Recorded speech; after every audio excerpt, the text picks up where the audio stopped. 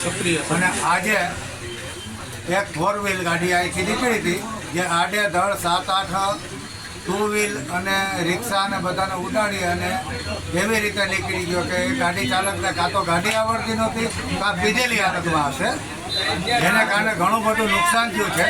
10-12 ગાડીનું નુકસાન થયું છે. અને આવા બનાવો ટ્રાફિકના હિસાબે અહીંયા ઘણી વખત રહે છે, છતાં એને ઉપર કોઈ પણ જાતની કામગીરી સક્રિય કરવામાં આવતી નથી. આજે હું છું અહીંયા, આજે એક 4 વ્હીલવાળા ભાઈ છે એ એમએચ ગાડી લઈને આવેલા અને એને હવેલીથી માંડી અને છાયા બજાર દીવાન ચોક સુધીમાં 7-8 2 વ્હીલને અને એક રિક્ષાને અને એક પાણીની રિક્ષાને ઉડાડી દીધી અને ઘણું બધું નુકસાન કર્યું છે.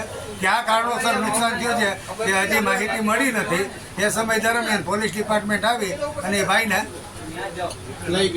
ધરપકડ કરીને લઈ ગયેલ છે. હવે આગળની કાર્યવાહી વ્યવસ્થિત રીતે કરવા પોલીસ ડિપાર્ટમેન્ટને મારી નમ્ર વિનંતી છે કે જેથી કરીને પોલીસ ડિપાર્ટમેન્ટનું અને ગેરકાનૂની તત્વનું પોલીસ ડિપાર્ટમેન્ટની અંદર નીકળીએ અને આવું બીજી વખત કોઈ પણ વ્યક્તિ કાર્ય કરતા પહેલાં વિચારે. આજે કોઈ માણસને તો નુકસાન બહુ નથી થયું, પણ આ માર્કેટ એરિયો છે, એની અંદર નાના બાળકો, છોકરા, લેડીઝ બધા ખરીદી કરવા આવતા હોય છે. એ પણ લોકોને એક્સિડન્ટ થાય ને મરી જાય તો એનું જવાબદાર પોલીસ ડિપાર્ટમેન્ટ રહી શકે.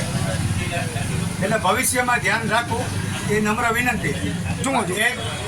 એક ભિખારી બાપા હતા, એના રસ્તામાં એ ગાડીવાળાએ ઉડાડી દીધા છે અને એના માટે 108 નંબર બોલાવી અને એને હોસ્પિટલ રવાના કરેલા છે. શું છો?